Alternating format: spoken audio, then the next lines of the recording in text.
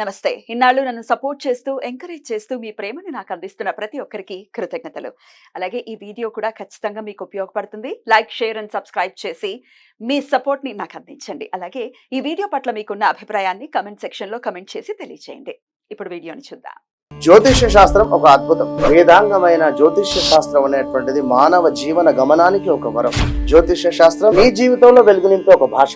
ఆ భాష నీకు అర్థమైతే ప్రకృతి నీతో మాట్లాడుతుంది. అస్ట్రాలజీ నేర్చుకోవాలి అనుకునే వారికి అద్భుత అవకాశం. మురళీధర శర్మ గారి అస్ట్రాలజీ క్లాసెస్ అతి త్వరలో మొదలు కాబోతున్నాయి. 100% జాబ్ గ్యారంటీ. వివరాల కొరకు సంప్రదించండి. నమస్తే, వెల్కమ్ టు అవర్ ఛానల్. నేను పద్మిని. ప్రస్తుతంతో పాటు ప్రముఖ ఆధ్యాత్మికవేత్త, జ్యోతిష పండితులు, అమ్మవారి సేవకులు, దత్త గణపతి ఉపాసకులు మురళీధర శర్మ గారు మనతో పాటు ఉన్నారు. మాట్లాడదాం. మురళి గారు నమస్తే అండి. మహాదేవ. ఆల్రెడీ శ్రావణ మాసంలోనే ఉన్నాం మనం. శ్రావణ మాసం అంటే డెఫినెట్ గా ఆషాఢ శ్రావణ మాసాలు అనేది డెఫినెట్ గా ఏముంటది వానాకాలం కాబట్టి డెఫినెట్ గా చాలా ఇబ్బందులు ఉంటాయి ఆరోగ్యపరంగా. అయితే చిన్నపిల్లలకి వచ్చేటటువంటి మాత్రం వాళ్ళలో ఎంత ఇమ్యూనిటీ అనేది గట్టిగా ఉన్నప్పటికీ ఎంతో కొంత ఇబ్బంది పెడుతుంటుంది. తరచూ హాస్పిటల్స్కి వెళ్తున్నామండి, తరచూ ఏదో ఒక ఇబ్బంది వస్తోంది అని చెప్తూనే ఉంటారు పేరెంట్స్. ఈ హాస్పిటల్స్ అన్ని కూడా బిజీగా ఉంటాయి. దీనికి ఎట్లా అండి, ఇంకొక ప్రత్యామ్నాయం ఏమైనా ఉందా? తప్పకుండా అమ్మా. శ్రావణ మాసంలో గానీ మనకు ఎక్కువ కూడా హాస్పిటల్స్ కలగలాడుతుంటాయి. అదే అట్లా ఉండద్దనే కదా. అవునవును. అయితే ఇక్కడ ఆల్ ఆఫ్ సడన్ గా తొక్కుడు అంటే ఎవరో ఎక్కడో దిష్టి తీసి పెట్టినటువంటిది ఈ యొక్క వర్షం నీటికి కొట్టుకొని రావడం కానీ, లేదా మరొకటి ఇది అది అని కాదు, వెదర్ చేంజెస్ అవ్వడం కానీ, ఇందులో వీరి కొంచెము గ్రహచార రీత్యా కూడా నడుస్తూ ఉండేటువంటి దశలు కానీ అంతర్దశలు కానీ కొంత ఇంపాక్ట్ కూడా ఉంటుంది. పిల్లలకి కూడా అది చూపిస్తుందా? అంటే 8 ఏళ్ల లోపు పిల్లలకి చూపించదు అని చెప్తూ ఉంటారు కదా. అందరికీ చూపిస్తుంది, ఎందుకు చూపించేది ఖచ్చితంగా. విన్నారా? పిల్లలకి కూడా 3 సంవత్సరాల వారికి కూడా అవసరమే. ఎందుకంటే పిల్లలు పిల్లలే, దైవ స్వరూపులే. 8 మనకు చిన్నతనంగా ఉన్నప్పుడు ఓకే, బట్ కొన్ని ఇప్పుడు ఎస్ లెటరు, ఆర్ లెటరు క్లియర్గా చెప్తున్నారు. ఇప్పుడు ఎవరైనా ఉంటే కింద కామెంట్ పెట్టేసేయండి అంటున్నారు. ఆర్ లెటర్, ఆ యొక్క లెటర్ బాగాలేదు అని చెప్పి నేను ఎప్పటి నుంచో మొత్తుకుంటున్నాను. టీ లెటర్ కూడా. ఇందులో ఏవైనా కావచ్చు. హెల్త్ ఇష్యూస్ వచ్చినాయా, సర్జరీస్ అయినాయా, లేదా మరొకట వర్క్ ప్రెషర్ పెరిగిందా, లేదా చేయని తప్పులకు పై అధికారులను ఏమైనా మాటలు పడడమా, లేదా జాబ్ రిలేటెడ్ ఇబ్బందుల, ఇలా ఏవైనా ఉంటాయి ఇక్కడ. మీ జాతకంతో నాకు సంబంధం లేకుండా నేను చెప్తున్నా ఇక్కడ.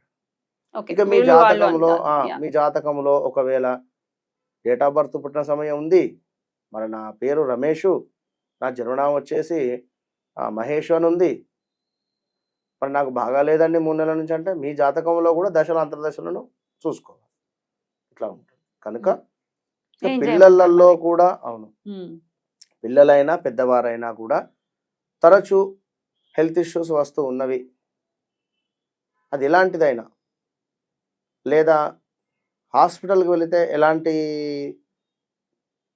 అంతా బాగానే ఉంది అంటున్నారు, కానీ ఏదో నాకు కొంత నెగిటివ్ ఇంపాక్ట్ ఉంది అని అనుకునేటువంటి వారు కానీ, ముఖ్యంగా పిల్లలు, ఈ 8 సంవత్సరాల లోపు పిల్లలకు ఈ యొక్క శ్రావణంలో ఖచ్చితంగా కూడా ప్రతి ఆదివారం కూడా మనకు 4 ఆదివారాలు అట్లా వస్తూ ఉన్నవి. ప్రతి ఆదివారం కూడా మీరు మనం చూపించేటువంటి విధంగా చేయండి. అది దీనికి అవసరం పడేటువంటివి ఒక పీచుతో ఉండేటువంటి కొబ్బరికాయ, పీచు లేకుండా ఉండేటువంటి కొబ్బరికాయ, 2 కావాలి. 2 కావాలి. మనం చూపించబోయేది పీచు తీసినటువంటి కొబ్బరికాయ. దీంతో ఏం చేయాలి అనేటువంటిది మనం చూపిస్తాం. ఖచ్చితంగా ఈ యొక్క రెమెడీ చేసిన తర్వాత ఎవరైతే చేశారో, ఎవరైతే ఈ యొక్క రెమెడీ చేయించుకున్నారో వారు ఖచ్చితంగా కూడా ఇద్దరు కూడా స్నానం చేయాలి. పిల్లలకి ఒకవేళ దిష్టి తీస్తున్నారు అంటే ఎవరు తీస్తున్నారో వాళ్ళు, పిల్లలు ఇద్దరు కూడా. పిల్లలు, చిన్న పిల్లలు స్నానం చేసేటువంటి పరిస్థితి లేదు అని కూడా చక్కగా గోరువెచ్చని నీటితో ఒళ్ళు మొత్తం తుడవండి.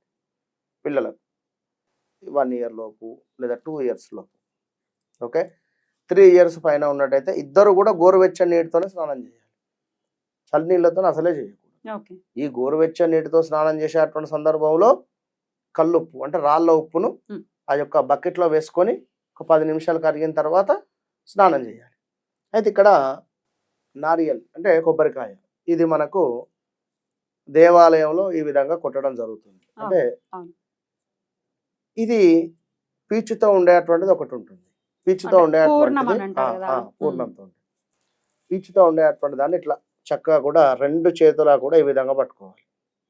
ఈ విధంగా పట్టుకొని చక్కగా పిల్లలకు పైనుండి కిందికి, కింది నుండి పైకి ఇట్లా 9 సార్లు, ఉమ్. ఇటు 9 సార్లు తీసిన తర్వాత పైనుండి కిందికి, మళ్ళీ ఒకసారి కింది నుండి పైకి ఇట్లా 9 సార్లు ఉన్న తర్వాత కాస్త వీళ్ళకు తాకినట్టుగా ఇది చూపించి బయటికి తీసుకువెళ్ళి కంప్లీట్గా కూడా ఈశాన్య మూలకు, మీ ఇంటి బయట ఈశాన్య మూలకు పైనుండి కింద గట్టి కొట్టి విడిచిపెట్టేసి ఒకే దెబ్బ కూడా ఇరిగిపోవాలి. ఇక వెనక్కి తిరిగి చూడాల్సినటువంటి అవసరం లేదు. ఉమ్.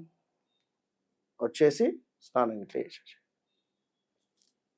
ఇక పీచుతో ఉండేది అయితే దీనిపైన కాస్త పీచుతో ఉండేటువంటి దాని మీద పసుపు, కుంకుమ 2 కూడా యాడ్ చేయాలి.